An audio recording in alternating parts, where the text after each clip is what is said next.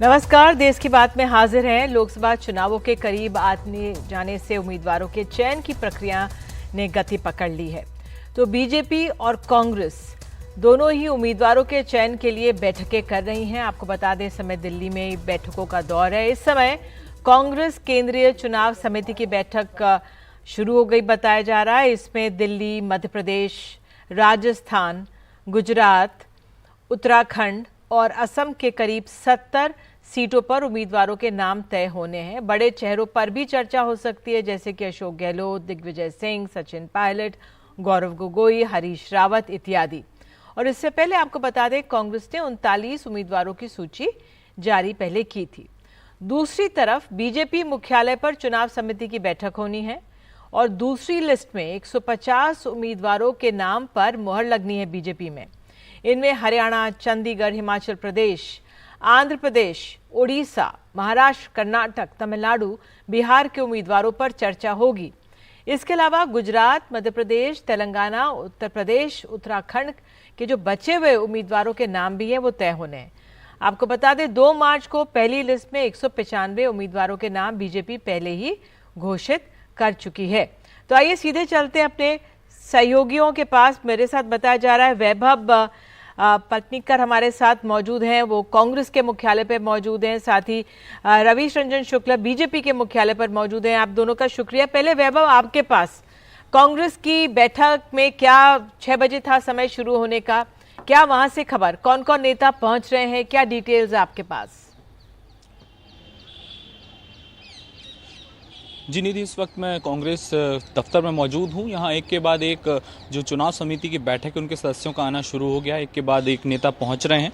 आज चुनाव समिति की बैठक में करीब 60 से 70 सीटों पर एक तरह से जो उम्मीदवारों का नाम है वो फाइनल हो सकता है और दूसरी लिस्ट आज या कल में आ सकती है। उत्तराखंड, गुजरात, एमपी, असम, राजस्थान जैसे राज्यों से उम्मीदवारों के नाम आ सकते हैं। 60 से 70 जो नाम आएंगे उनमें जो बड़े चेहरे हैं, जिनमें अशोक गहलोत, हरीश रावत, गौरव गोगोई जैसे नाम भी शामिल हो सकते हैं और ये लिस्ट आज रात या कल सुबह तक आ सकती है।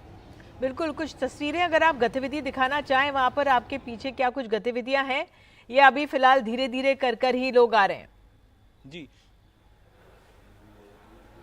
6 बजे मीटिंग के लिए समय दिया गया था। मीटिंग बताया जा रहा है कि अब से कुछ देर में शुरू होगी। एक के बाद एक पीछे आप देख सकते हैं कार्यकर्ताओं की भीड़ है और उसके अलावा नेताओं का जो है एक के बाद एक आना शुरू हो चुका है। सुरक्षा बैरिकेडिंग की गई है ताकि भीड़ को मैनेज किया जा सके और कुछ देर बाद जब चुनाव समिति की मीटिंग शुरू होगी उसके बाद जब बैठक खत्म होगी तो धीरे धीरे जो नाम है या लिस्ट है उसके आने का सिलसिला शुरू होगा। जी वैभव, रवीश आपके पास बीजेपी की दूसरी दौर की बड़ी लिस्ट आने वाली है रवीश, तो ऐसे में बैठक कहा जा रहा था कुछ देर में शुरू होने वाली है।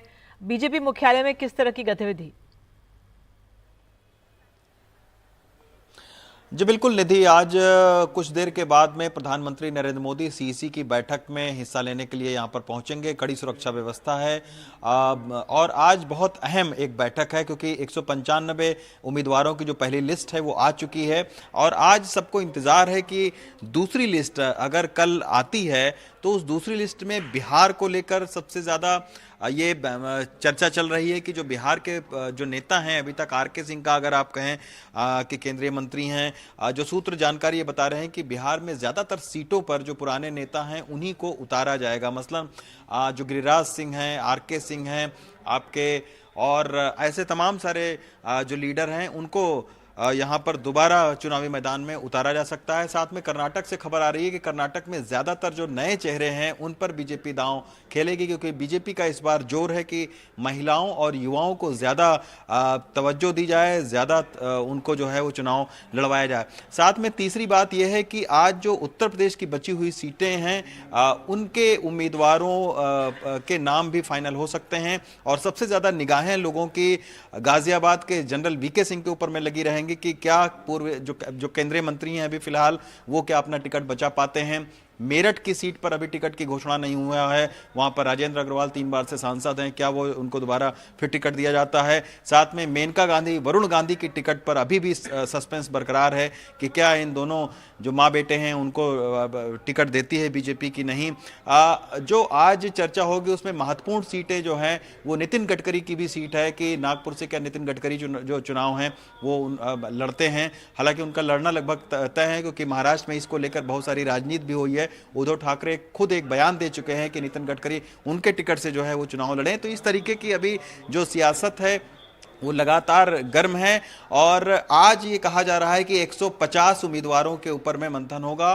कल या आज देर रात को उम्मीदवारों की लिस्ट जारी हो सकती है। बिल्कुल बिल्कुल, बहुत बहुत धन्यवाद आप दोनों का। वैभव आपका और रवीश आपका नजर बनाए रखें क्योंकि लोकसभा चुनावों से पहले इस तरह की सरगर्मियां बढ़ गई हैं।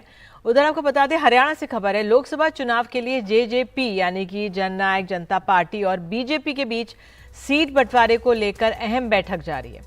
बीजेपी अध्यक्ष जेपी नड्डा और जेजेपी अध्यक्ष दुष्यंत चौटाला मसलों को लेकर बात कर रहे हैं। जेजेपी हिसार और भिवानी महेंद्रगढ़ लोकसभा सीटों को लेकर अड़ी हुई है।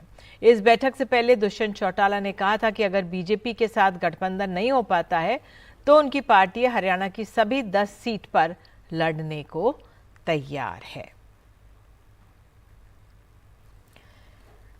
और आइए देश की बात में आगे बढ़ते हैं, चुनावी खबरों से आगे बढ़ते हैं। सुप्रीम कोर्ट में आज अहम कार्रवाई हुई। सुप्रीम कोर्ट ने एसबीआई को बड़ा झटका देते हुए बैंक की उस याचिका को खारिज कर दिया जिसमें उसने चुनावी बॉन्ड से जुड़ी जानकारी देने के लिए 30 जून तक का समय मांगा था। चुनावी बॉन्ड मामले में एसबीआई को कोर्ट से राहत नहीं मिली है।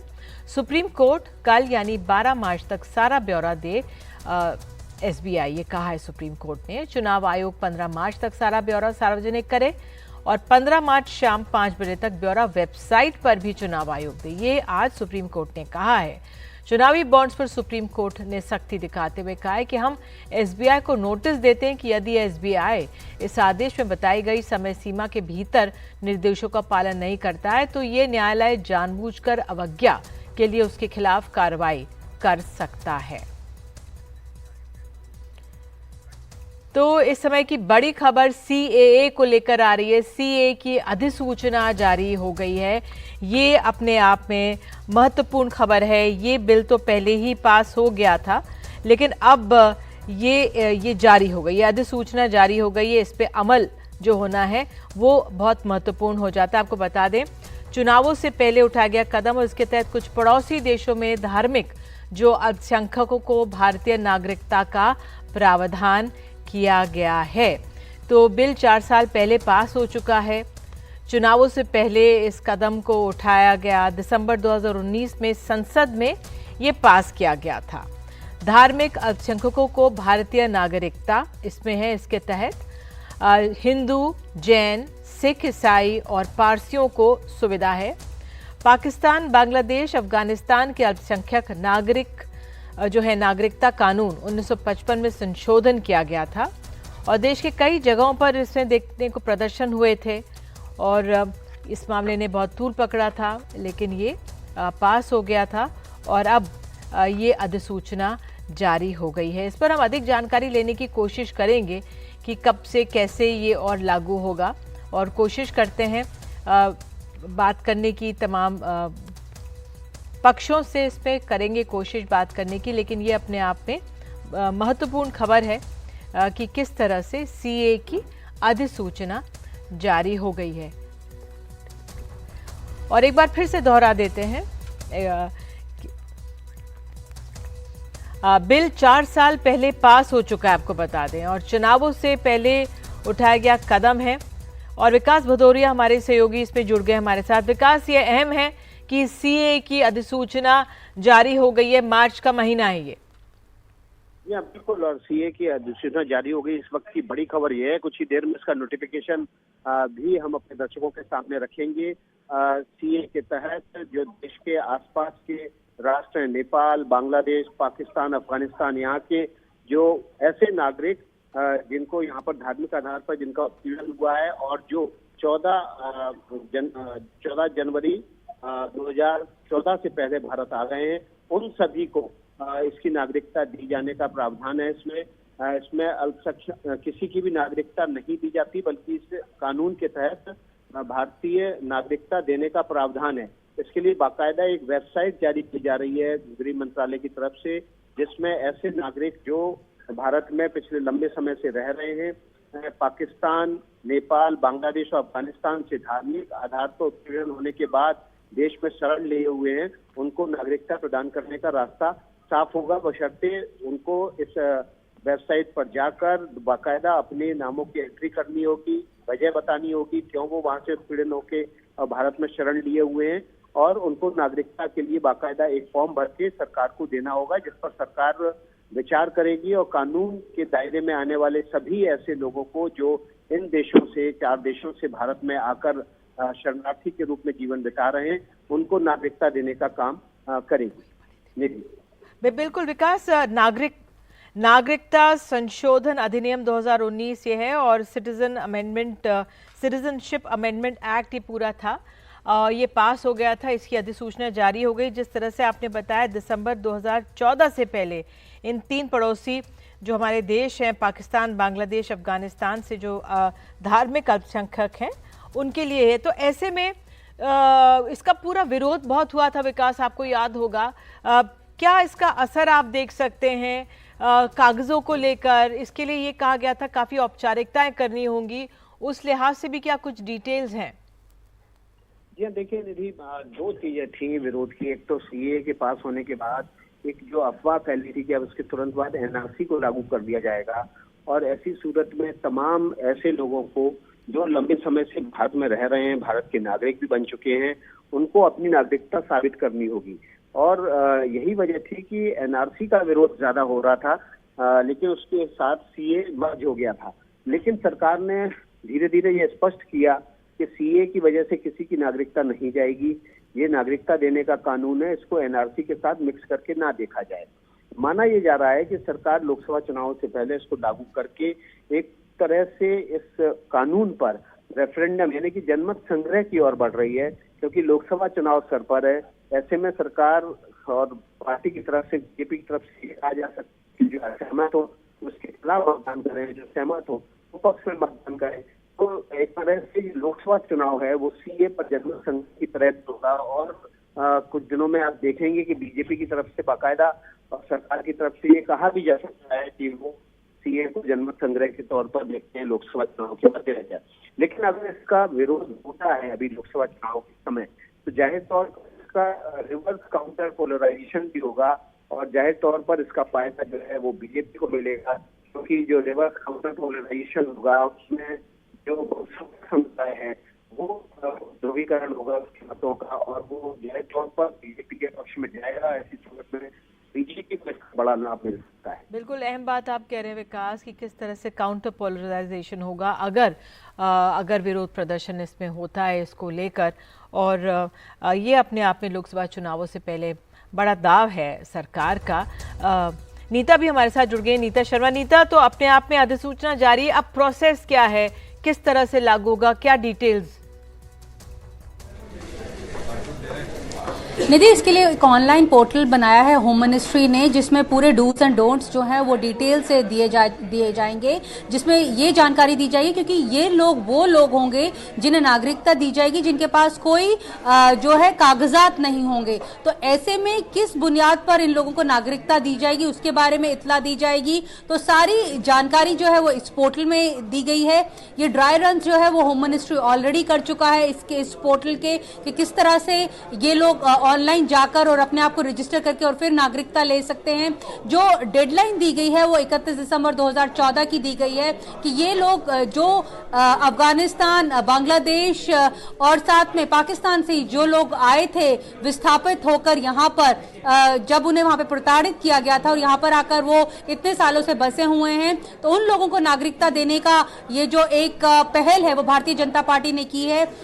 2019 में उनके ये एक मैनिफेस्टो में बहुत क्या कहते हैं डिटेल में इसकी जो विवरण है वो किया गया था कि वो किस तरह से सीए लेकर आएंगे।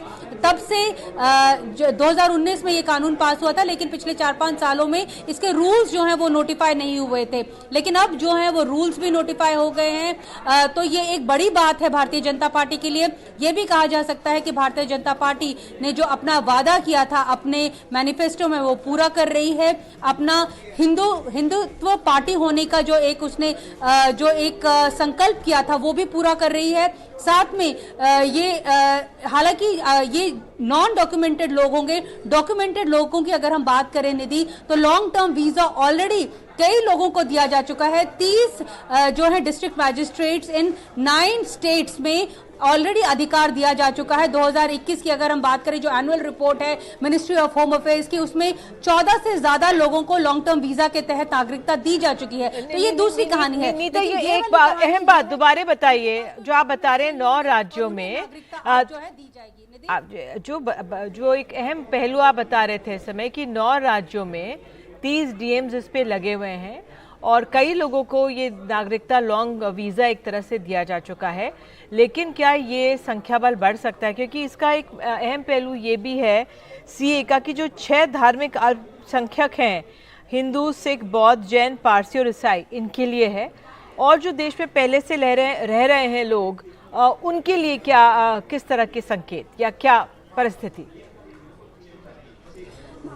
निधि, इसमें सिर्फ डिस्टिंक्शन सिर्फ यही है कि ये जो कानून लाया गया है ये नॉन डॉक्यूमेंटेड लोगों के लिए लाया गया है। यानी आपके पास कोई दस्तावेज नहीं है साबित करने के लिए कि आप यहाँ पे इतने साल से रह रहे हैं, तो उन लोगों के लिए ये सिटीजनशिप अमेंडमेंट एक्ट जो है वो लाया गया है। उनको इस कानून के तहत जो है वो बेनिफिट मिलेगा। इससे पहले जो हम बात कर रहे थे कि जो 30 मैजिस्ट्रेट्स को 9 स्टेटों में अधिकार दिए जा चुके हैं, वो लॉन्ग टर्म वीजा के तहत दिए जा चुके हैं। उन लोगों के पास वीजा थे, लेकिन उनके वीजा जो थे वो एक्सपायर हो गए थे, उसके तहत जो है वो डिस्ट्रिक्ट मैजिस्ट्रेट कार्रवाई कर रहे थे।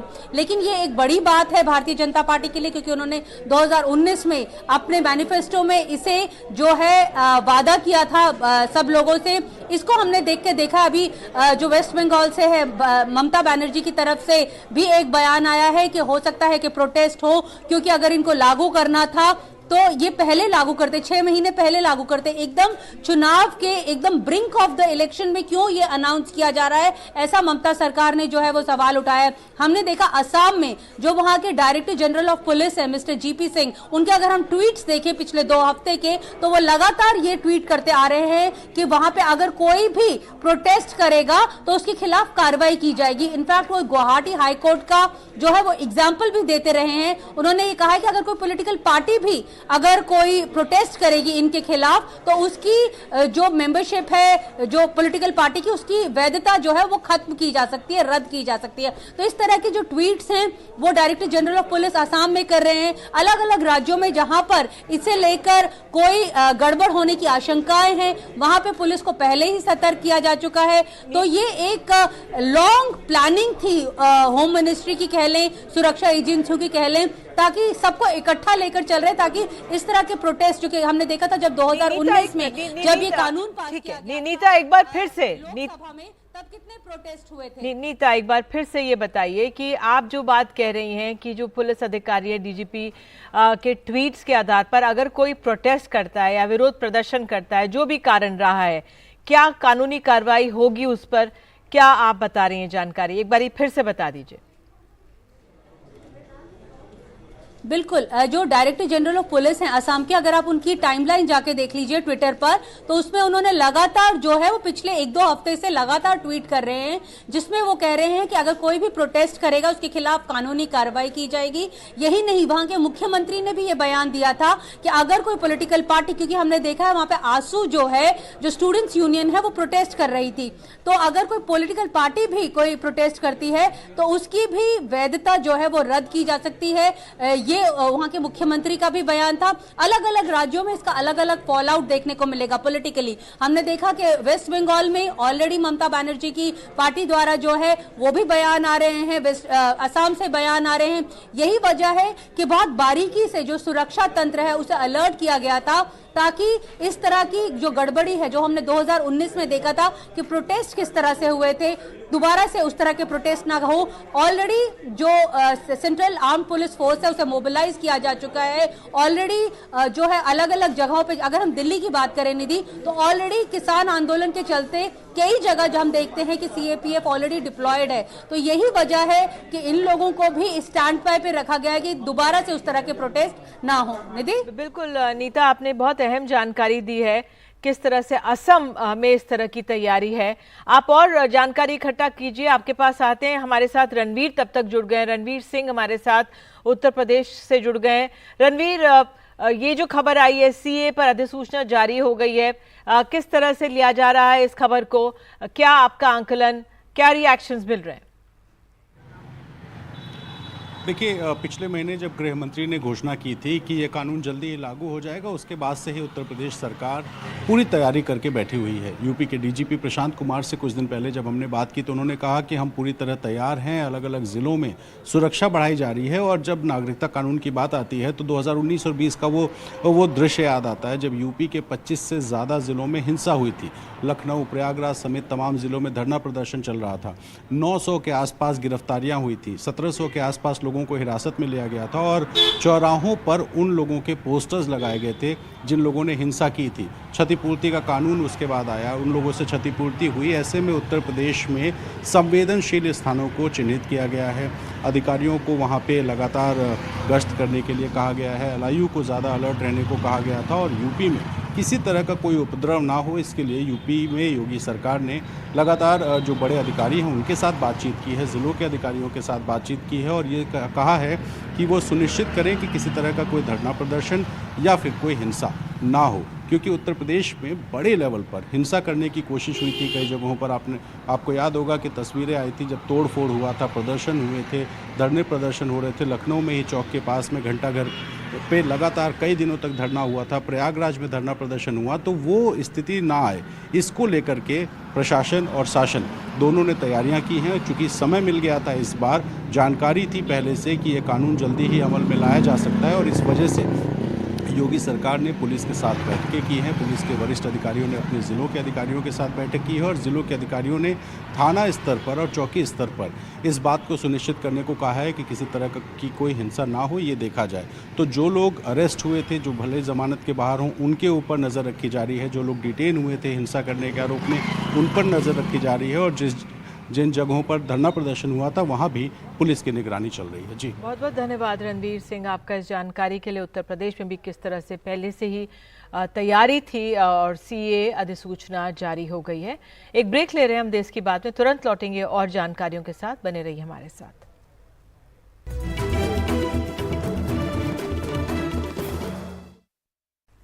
सीए की सूचना जारी हो गई है और सरकार का कहना है कि ये नागरिकता देने का कानून है, किसी की भी नागरिकता नहीं जाएगी, चाहे वो किसी भी धर्म का हो। जिन्होंने उत्पीड़न सहा ये उनके लिए और उनके पास भारत के अलावा और कहीं जगह नहीं है, उनके लिए है।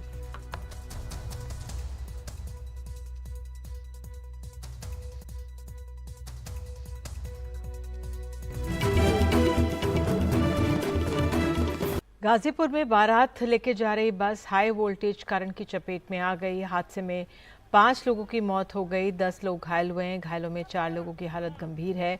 बस में करीब 30 लोग सवार थे। मुख्यमंत्री योगी आदित्यनाथ ने मृतकों के परिजनों को 5-5 लाख रुपए और गंभीर रूप से घायल हुए लोगों को 50,000 की मदद देने का ऐलान किया है।